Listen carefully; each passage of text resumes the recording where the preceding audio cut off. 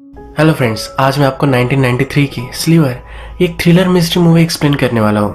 इस मूवी में हमारी मेन कैरेक्टर बिल्डिंग में मूव होती है, पर ये बिल्डिंग बहुत ही अजीब है। मूवी जैसे प्रोग्रेस होती है तो बहुत ही अजीब और गरीब चीजें उससे पता चलती है। तो चलिए इस मूवी को एक्सप्लेन करना स्टार्ट करते हैं। मूवी स्टार्ट होती है और एक लड़की अपनी बैल्कनी में खड़ी होती है।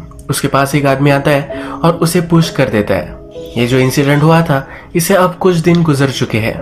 जिस अपार्टमेंट में इंसिडेंट हुआ है उसी अपार्टमेंट को हमारी मेन कैरेक्टर, जिसका नाम है कार्ली, ये अब देख रही है। उसके एजेंट उसे सब कुछ घर के बारे में बताती है और कार्ली को भी ये घर बहुत पसंद आता है। नेक्स्ट सीन में हम देखते हैं कि कार्ली जब काम पर होती है तब उसे कॉल आता है। इस घर को बाय करने के लिए उसका एप्लीकेशन अप्रूव हो चुका है। यह एप्लीकेशन इतनी जल्दी अप्रूव हो जाएगा वो एक्सपेक्ट नहीं कर रही थी, क्योंकि कभी भी इतनी जल्दी नहीं होता। कार्ली फिर अपना सब सामान लेकर उस फ्लैट में मूव होने के लिए रेडी होती है। वो अपना सामान लेकर जा रही थी पर उसके दोनों हैंड एंगेज थे। डोरमैन कहीं भी आसपास नहीं था। तभी हमारा और एक मेन कैरेक्टर, जिसका नाम है जेक, ये डोर ओपन करने में उसे मदद करता है। जेक उसे कहता है कि आसपास का एरिया मुझे बहुत ही अच्छी तरीके से पता है, अगर तुम्हें कोई भी हेल्प चाहिए तो मैं तुम्हें कर सकता हूँ। कार्ली भी इसके लिए थैंकफुल है।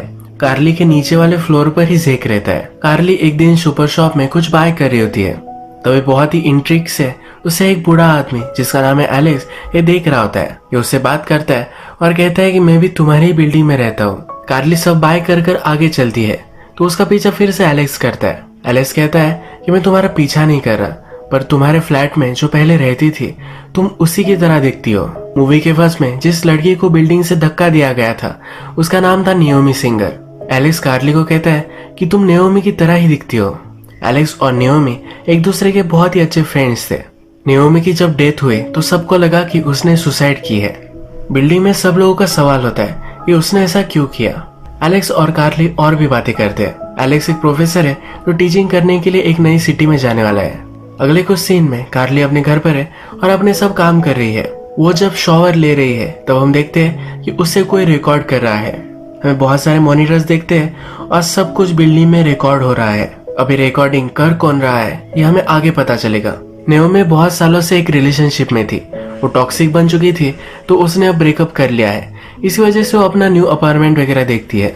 नेक्स्ट सीन में हम देखते हैं कि नियोमी को उसका बॉस लंच के लिए लेकर जाता है। यहाँ पर एक आदमी से उसे वो मिलवाता है। इस आदमी का नाम है जैक और एक राइटर है। इसने कुछ बुक्स लिखी थी और इसी वजह से मिलीनियर हो गया। अब बहुत सालों से कुछ नया लिखने के लिए वो स्ट्रगल कर रहा है। बॉस जैक से कहता है कार्ली ने तुम्हारी बुक्स पढ़ी है, उसे पसंद आई। एक झूठ था तो कार्ली वही के वही उसे क्लियर कर देती है। वो कहती है कि मैंने अभी तक तुम्हारी कोई भी बुक नहीं पढ़ी। जैक कहता है तुम पढ़ोगी, वो बहुत ही इंटरेस्टिंग है। कार्ली का बर्ताव देखकर उसके बॉस जैक से कहते हैं कि कार्ली को कंट्रोल में रहना अच्छा लगता है। कार्ली इस पर जरा गुस्सा हो जाती है। ये लंच यही खत्म होता है। नेक्स्ट सीन में हम देखते हैं कार्ली अपनी और एक नेबर से मिलती है। इसका नाम है वाइडा। वाइडा एक मॉडल है। कार्ली घर पर आती है तब उसके लिए एज अ गिफ्ट एक टेलीस्कोप कोई रख कर गया है। एक कार्ड भी इसके साथ है, पर ये किसने दिया है उसका नाम उस पर नहीं है। इसमें सिर्फ लिखा है कि तुम्हारा सीक्रेट एडमायरर में हूँ। नेक्स्ट डे कार्ली जब जॉगिंग के लिए जाती है तो अचानक से जैक उसके सामने आ जाता है। जैक कार्ली की बिल्डिंग में रहता है। कार्ली बहुत ही डर जाती है। जैक भी उसे अपोलोजाइज करता है। जैक ने कार्ली को बुक सेंड किए थे, उसके बारे में जैक उससे पूछता है। कार्ली कहती है कि मैंने अभी तक पढ़े नहीं है। जैक बोलता है कि तुमने पढ़े तो होंगे। कार्ली बोलती है कि 1-2 पेजेस मैंने पढ़े। जैक उसे फिर से अपोलोजाइज करता है। वो कहता है कि हम दोनों की मीटिंग सही से नहीं हो पाई थी। जैक जरा पुशी और कंट्रोलिंग कैरेक्टर है। कार्ली को कोई कंट्रोल करे ये उसे पसंद नहीं है। ये दोनों आगे जॉग करते हैं तो कार्ली उससे पूछती है क्या तुमने मुझे टेलीस्कोप भेजा था। जैक कहता है कि नहीं। जॉग कर कर कार्ली जब बिल्डिंग तक आती है तो वहाँ एम्बुलेंस और पुलिस है। कार्ली को फिर पता चलता है ओल्ड मैन यानी कि एलेक्स, इसकी डेथ हो चुकी है। शॉवर में था, नीचे गिरने की वजह से वो मर चुका है। कार्ली को बहुत बुरा लगता है। एक दिन कार्ली अपनी टेलीस्कोप से सब देख रही होती है। वो स्ट्रीट पर देखती है तब उसके नेबर वाइडा और जैक एक दूसरे से बात कर रहे हैं। इनके बात करने के तरीके से लगता है कि दोनों रिलेशनशिप में है। जैक वाइडा को पैसे दे रहा है, ये भी वो देखती है। कार्ली को सब लोग कहते हैं कि वो नाओमी की तरह दिखती थी। पुराना न्यूज़पेपर निकालती है और उसमें उसकी फोटो देखती है। वो सरप्राइज्ड होती है क्योंकि नाओमी और उसमें बहुत सारी सिमिलरिटीज है। नेक्स्ट सीन में हम देखते हैं कि कार्ली ने एक पार्टी रखी है। उसके कुछ कलीग्स और बिल्डिंग में कुछ लोगों को जानती है, इन सबको उसने बुलाया है। उसने जैक को इनवाइट नहीं किया था पर फिर भी वो यहाँ आ चुका है। इस पार्टी में कोई टेलीस्कोप से देखता है और एक कपल इंटीमेट हो रहा है, वो झांक कर देखती है। सब लोग इसमें इंटरेस्टेड हो जाते हैं और सब लोग इसे देखते हैं। पार्टी खत्म होती है और सब लोग चले जाते हैं। जेक यही रुकता है। जेक कार्ली से पूछता है, क्या तुम वर्कआउट करती हो?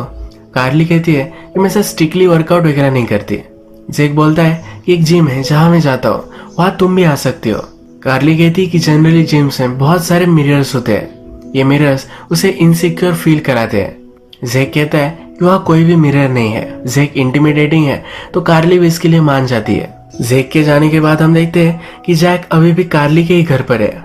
जैक कार्ली से पूछता है कि तुम ज्यादा बाहर नहीं जाती। वो कार्ली को डिनर पर लेकर जाना चाहता है। कार्ली कहती है कि शायद हम जा सकते हैं। जैक इसे एज ए यस लेता है। एक दिन कार्ली अपने बेसमेंट में क्लॉथ वॉश कर रही थी, तभी अचानक से लाइट चली जाती है। वो अंदर बंद होती है और बहुत डर जाती है। वहां जेक पहुंच जाता है, उसे बाहर निकालता है। वो बहुत ही डरी हुई है तो जेक कहता है कि डरो मत, ऐसा कभी कभी होता रहता है। नेक्स्ट डे जेक और कार्ली वर्कआउट के लिए आते हैं। वो कार्ली को वर्कआउट करने में हेल्प करता है। जेक कार्ली से पूछता है, क्या तुम्हें लगता है कि मेरी एज तुमसे कम है, इसी वजह से हम एक दूसरे के लिए सही नहीं है? कार्ली कहती है कि मैंने ऐसा कभी नहीं सोचा।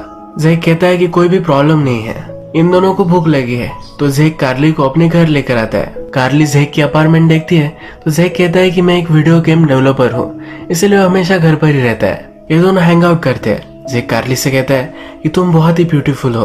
वो उसके करीब आता है और एक दूसरे के साथ इंटीमेट हो जाते हैं। हम यहाँ देख सकते हैं कि जो भी सब कर रहे हैं ये सब रिकॉर्ड हो रहा है। एक दूसरे के साथ बहुत सारा टाइम बिताने लग जाते हैं। एक दिन से कार्ली से कहता है कि तुम्हारा एप्लीकेशन फास्ट अप्रूव हो गया था, ये मेरी वजह से हुआ था।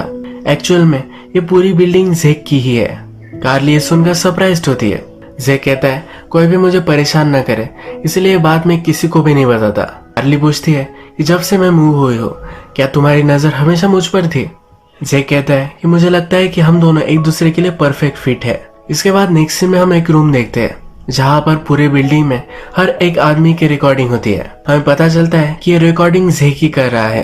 कार्ली जब काम पर है तो अपने फ्रेंड से बात करती है। उसकी फ्रेंड और जैक ये दोनों वीकेंड पर बाहर गए थे। कार्ली पूछती है कि क्या तुम दोनों के बीच में कुछ हुआ, पर उसकी फ्रेंड कहती है कि वो हमेशा तुम्हारे बारे में बातें करता रहा। कार्ली भी अपने न्यू रिलेशनशिप के बारे में उसके फ्रेंड को कहती है। कार्ली जब घर पहुंचती है तो जेक ने बहुत सारे रोजेस उसके घर में रखे हुए हैं। घर में जैक भी है। कार्ली उसे देखकर बहुत ही सरप्राइज्ड होती है। वो पूछती है कि तुम अंदर कैसे आए?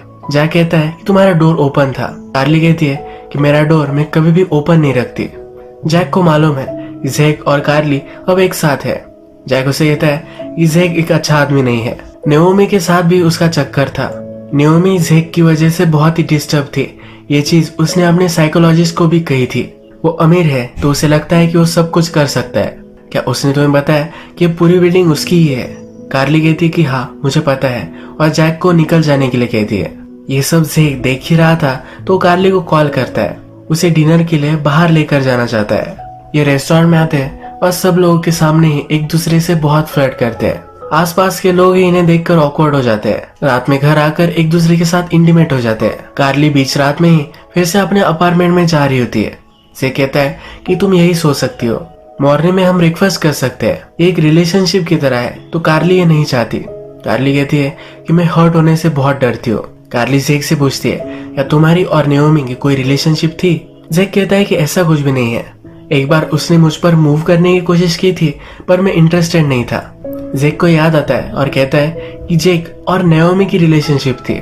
रात में कार्ली जैक को कॉल करती है। वो एक झूठ कहती है। वो कहती है कि मेरी नेबर मुझसे बात कर रही थी तो उसने कहा कि तुम्हारा और नाओमी का रिलेशनशिप था। जैक और वाइडा को भी कार्ली ने एक साथ देखा है और कार्ली को जैक बहुत ही अजीब लगता है तो उसके बारे में और भी इंफॉर्मेशन निकलवाने के लिए वाइडा से वो बात करना चाहती है, और वाइडा बहुत ही बिजी है तो उससे वो बात नहीं कर पाती।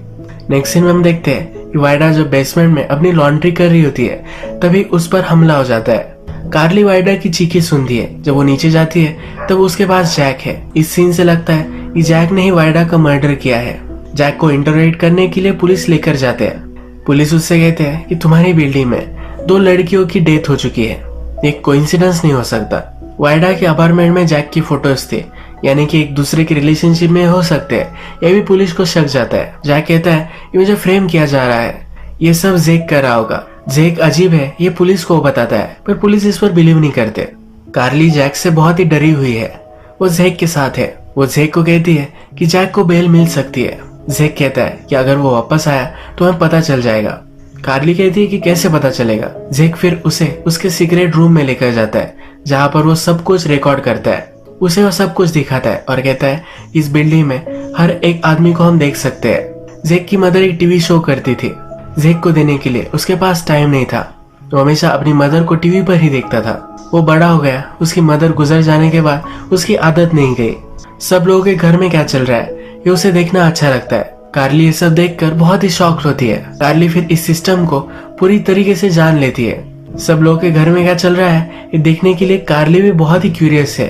वो बहुत घंटों तक यही देखती रहती है। एक स्क्रीन पर वो देखती है तब एक छोटी लड़की को उसके स्टेप फादर मोलेस्ट करते हैं। ये देखकर उसे बहुत ही बुरा लगता है। नेक्स्ट डे ये छोटी लड़की और उसके स्टेप फादर कार्ली से लिफ्ट में मिलते हैं। ये छोटी लड़की कार्ली से कहना चाहती है कि उसके साथ जो हो रहा है गलत हो रहा है, पर वो बोल नहीं पाती। कार्ली को क्या चल रहा है सब कुछ पता है, पर वो डायरेक्टली बोल भी नहीं सकती।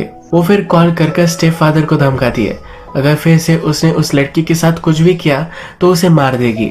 इसके बाद स्टेप फादर भी डर गया और उस लड़की से उसने माफी मांगी। ये सब कार्ली ने उस मॉनिटर्स पे देखा। कार्ली जेक से बात करती है। वो कहती है कि जो भी तुम कर रहे हो इसी वजह से तुम्हारे पास बहुत ज्यादा पावर आ जाती है। ये सही नहीं है। लोगों की लाइफ प्राइवेट होती है तो ऐसे ही उसे रहने देना चाहिए। जेक कहता है कि जिस तरह से तुमने उस छोटी लड़की को हेल्प की उसी तरह से हम सब लोगों को हेल्प कर सकते हैं। कार्ली जब घर पर पहुंचती है तो वहां फिर से जैक ऑलरेडी घर पर था। जैक के हाथ में गन भी है। वो कार्ली को जेक को कॉल करने के लिए कहता है। जेक काम कर रहा था तो कार्ली के घर में क्या चल रहा है ये उसने नहीं देखा। वो नीचे आता है तो जैक उस पर भी गन रखता है। वो कहता है कि तुमने ही नायोमी को मारा है, ये तुम एडमिट करो। जेक इस पर मना करता है। जैक कहता है कि जिस तरह से तुम्हारी मदर मरी थी शॉवर में से गिरकर, उसी तरह से एलेक्स भी मरा है। तुम ही हो जो सब लोगों को इस बिल्डिंग में मार रहे हो। जैक से कहता है कि तुम्हारे पास नायोमी को मारने के लिए मोटिव था। मैं हमेशा से सब कुछ देख रहा था। इस घर की चाबी नायोमी ने ही तुम्हें दी थी, इसी वजह से हमेशा तुम अंदर आ जाते हो। तुम नायोमी के साथ रिलेशनशिप में थे पर तुम्हें प्रॉब्लम आ चुका था। तुम्हें डिसफंक्शन हुआ था, इसी वजह से नायोमी के साथ तुम कुछ भी कर नहीं पा रहे थे। नायोमी किसी को कुछ भी ना बताए इसलिए तुमने उसे मार डाला। यहाँ फिर जैक और जेक में फाइट होती है और इस फाइट में जैक को ही गोली लग जाती है।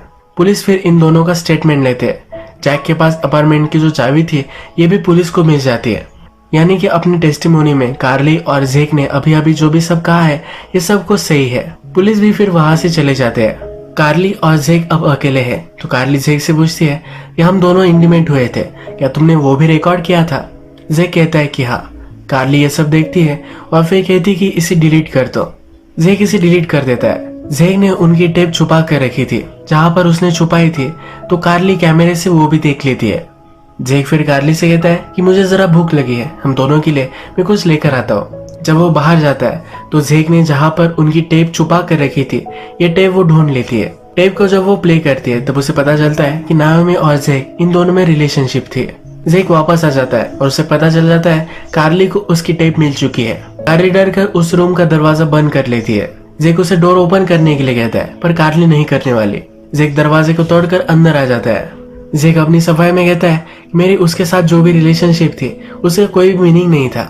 मैं तुमसे बहुत प्यार करता हूँ। हम दोनों में जो है ये वर्ड्स में एक्सप्रेस भी नहीं हो सकता। कार्ली ने जो टेप लगाई थी ये चल ही रही थी। इसी टेप में नायोमी जिस रात मरी थी वो भी रिकॉर्ड हुआ है। उसे किसी ने पुश किया था ये उसमें दिख रहा है। कार्ली इस टेप को जूम करती है और नोटिस करती है कि ये जैक ही था जिसने नायोमी को मारा था। कार्ली को लग रहा था कि जेक ने नायोमी को मारा था। जैक जेक को फ्रेम करना चाहता था इसलिए सब कुछ कर रहा था। जेक इनोसेंट है पर कार्ली अभी भी गुस्से में है। जेक जो भी सब करता है ये उसे बहुत ही गलत लगता है। कार्ली के पास एक गन है तो सब स्क्रीन वो फोड़ देती है। इसके बाद रिमोट लेकर सब कुछ मिटा देती है। वो जेक को कहती है कि रियल लाइफ जियो, सही एक्सपीरियंस लो, ये सब गलत है, और वहां से चली जाती है। वो जेक के साथ अब कोई भी रिलेशनशिप नहीं रखना चाहती। अगर हम देखें तो जेक एक स्टॉकर टाइप ही कैरेक्टर था। हमेशा से उसकी कार्ली पर नजर थी। कार्ली पहले ही अपने बहुत सारे साल एक टॉक्सिक रिलेशनशिप में वेस्ट कर चुकी है। जेक के साथ वो अगर रहेगी तो फिर से वही होगा, तो इसी वजह से उसके साथ अब नहीं रहने वाली। यही मूवी एंड हो जाती है। अगर आपको वीडियो अच्छा लगा तो प्लीज इस वीडियो को लाइक कर दीजिएगा। मैं बहुत सारी मूवीज लेकर आते रहता हूँ, तो प्लीज इस चैनल को सब्सक्राइब कर दीजिए और बेल नोटिफिकेशन आइकन दबाना मत भूलिए। हम फिर से मिलेंगे और एक नई मूवी के साथ। तब तक के लिए थैंक यू और आप अपने आप का ख्याल रखिए।